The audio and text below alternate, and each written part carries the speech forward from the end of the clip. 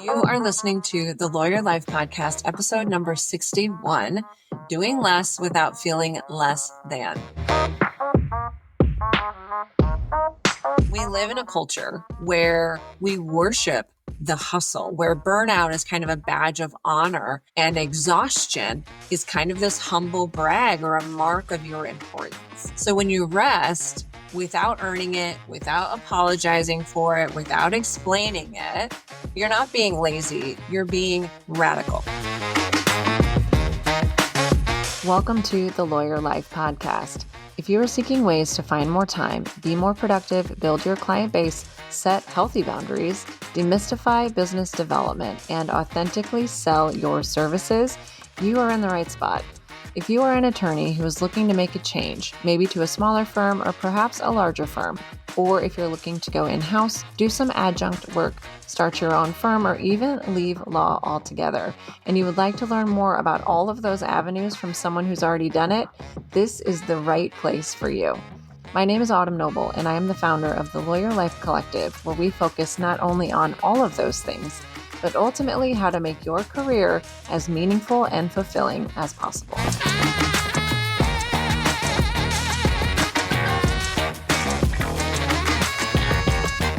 Hey, my friends, welcome back to the Lawyer Life Podcast. In our episode last week, we talked about how the guilt that we feel around rest isn't actually about what's on our to-do list. It's about how our nervous system is working and the stories that we carry with us. It's about how we think we're supposed to be and why we think that. Last week, we talked about the societal and cultural identities that we carry around with us, about being the achiever, the helper, the always available person on call. And when we pause, that identity feels threatened. And so here comes all of the guilt and wonderful feelings that go along with it. Today, we're taking this a little bit deeper into how we can begin moving from guilt into peace.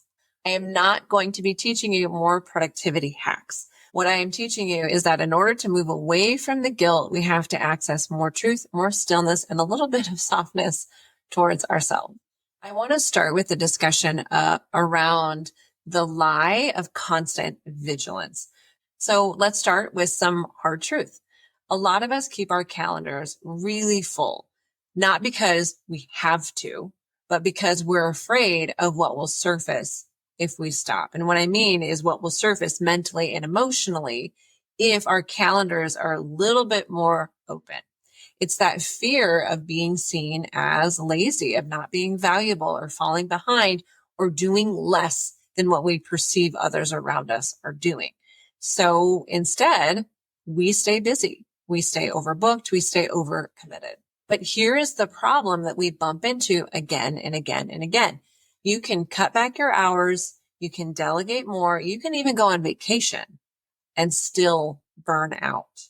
Because burnout, it's not just about your schedule. It's about your nervous system never getting permission to turn off the internal pressure to be useful, to be producing. That internal vigilance, the compulsion to always be on, is what needs the healing. That is why so many of us, when we are burnt out and then we go and actually take time, we don't feel any better. And a lot of that comes back to the fact that we never really let our nervous system turn off and rest because we've got all these judgments and shame and guilt that come up when we try to do that. That's what we have to fix. So one of the solutions that I want to encourage you to play around with today is creating more spaciousness on purpose and intentionally. How to leave time unscheduled and just sit with it.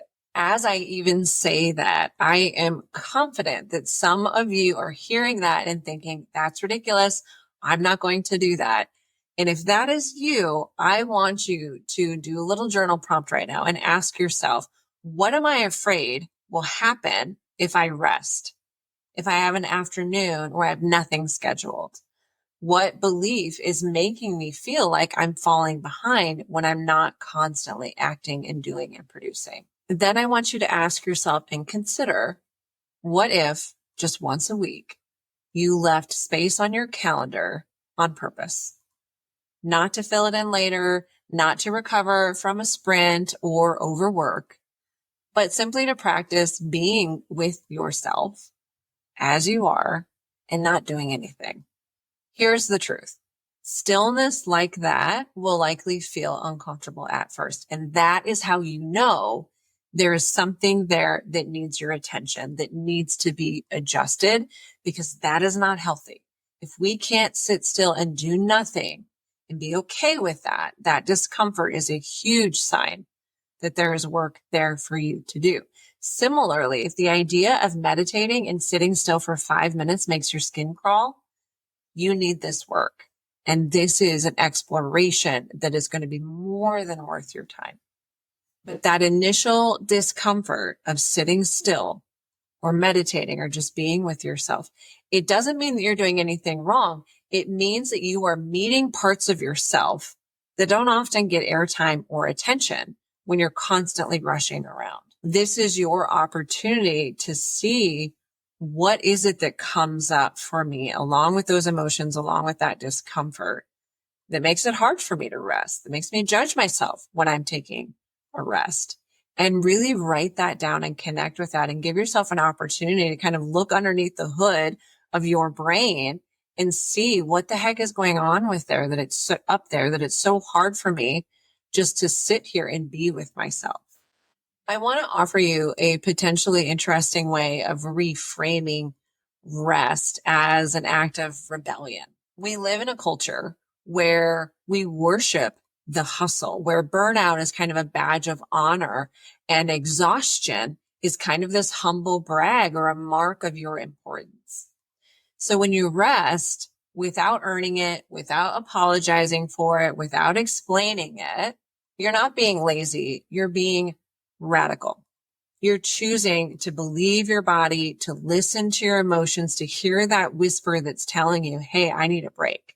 You are choosing to believe that you deserve self-care and joy, not just recovery.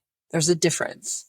That rebellious act stands up and says, rest is not a reward. It's a right, and I'm going to take it. And pleasure and enjoyment and peace is not a distraction. It's a valid reason to be alive. Otherwise, what are we sprinting so hard for? If we're not going to allow ourselves space to enjoy it, to breathe at any point during this marathon, why are we running it? So I invite you to engage in a rebellious act of rest and an indulgent break. Let yourself want that peace. Let yourself want that enjoyment and happiness. Let yourself experience that rest without waiting for permission or without feeling the need to explain it.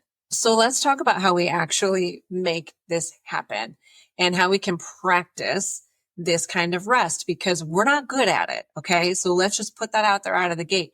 We're not going to be good at it. It's going to be really hard. It's going to be really uncomfortable. We're going to judge ourselves the whole way.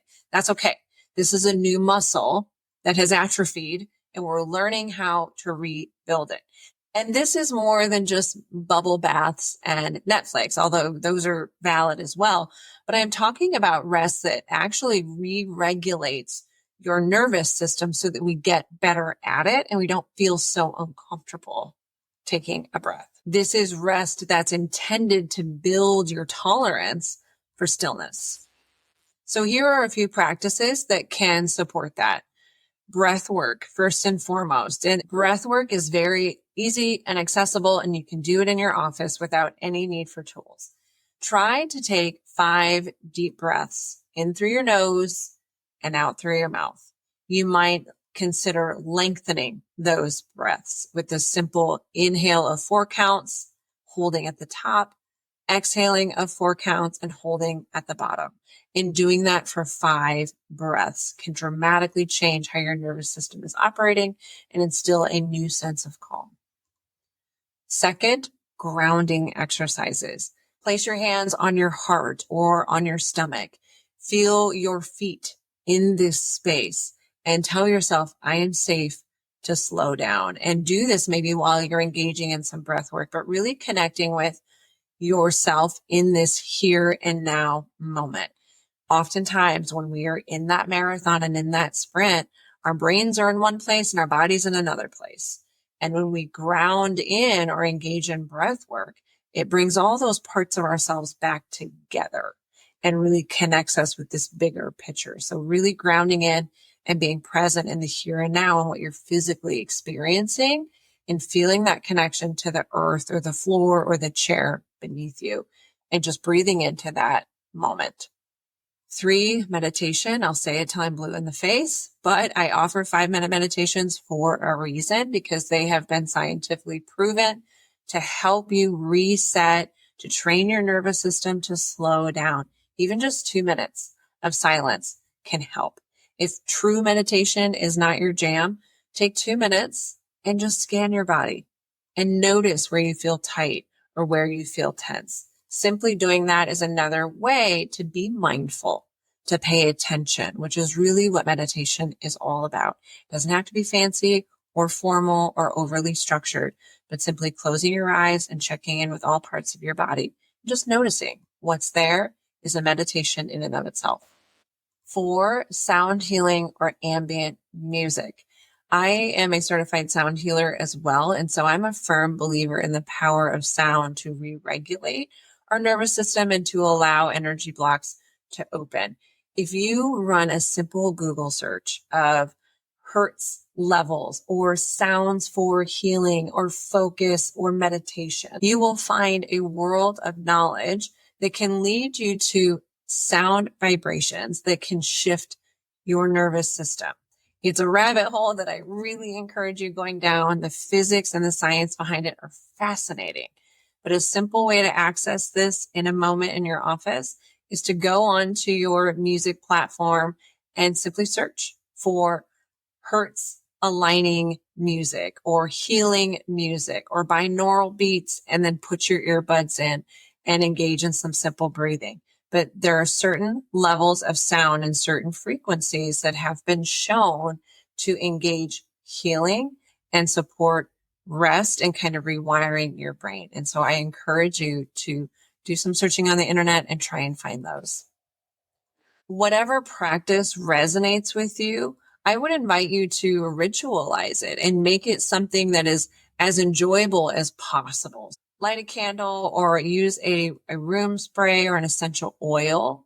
Put your phone away, step away from your desk a little bit, and just sit in that discomfort and let it pass. That is the muscle that we're trying to build. Out of the gate, it's not going to feel good. We're going to really struggle. But the longer you can sit there and allow it to pass and move through you, the better you will get at not letting it disturb you and push you into another round of overworking.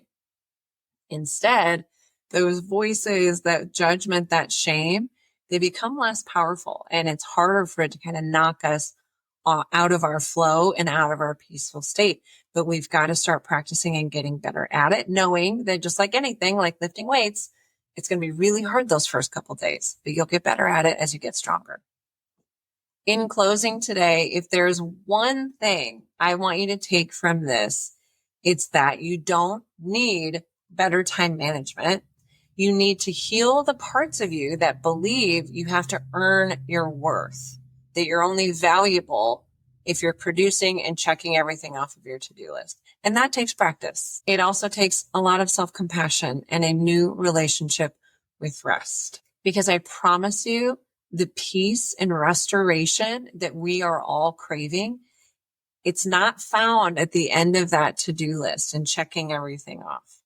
Your patterns, your nasty judgmental thoughts are still going to be there when that to-do list is done.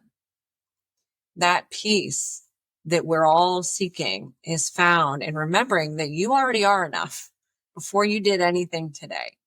And by engaging in this intentional practice of rest and letting that discomfort come up, you're able to reconnect with that innate value in yourself and allow yourself to respect that in that space, in that rest, without having the need or feeling the need to do more, to be more valuable, because that is a fallacy. So here's the challenge that I invite you all to engage in this week. It's an invitation to try something brave. And that is leave one pocket of fully unscheduled time in your calendar. No errands, no emails, no chores, and just notice what comes up for you. What do you feel? What are the thoughts? You don't have to fix any of it. For now, it's just about witnessing it, and that's where the peace can begin. I look forward to seeing all of you next week, where I will be rolling out a brief guided meditation to help you engage in this peaceful rest practice and this noticing practice to help you find more peace and more sustainable relaxation. Until then, take a breath right now, just for who you are. You're allowed to do it. You are allowed to rest. You're already good enough as you are, regardless of how many to-do lists you have looming over you. As always, my friends, thank you so much for listening, and thanks for sharing with your friends. As I mentioned last week, if these topics of rest and relaxation resonate with you, one of the simplest ways to take more control over your day, over your schedule, over your to-do list is to have your own independence. And in the legal world, a lot of that comes from having your own client base. If you're someone who enjoys self-guided tools, head over to thelawyerlifecollective.com and download My Finding and Securing Legal Clients workbook and dig into that right away so that you can start securing your own independent and powerful future. For those of you wanting to take that work a little bit deeper, I'm rolling out a workshop in the next couple of weeks that's going to cover exactly how to find your own clients, how to sell yourself authentically, and how to build your own legal brand. If that resonates with you, shoot an email to me, autumn@thelawyerlifecollective.com, and put independence in the Ray line, and I'll make sure that you get on the list for the information relating to that upcoming workshop. I hope to see you all there. Until then, take care of yourself, take some space, and enjoy your summers.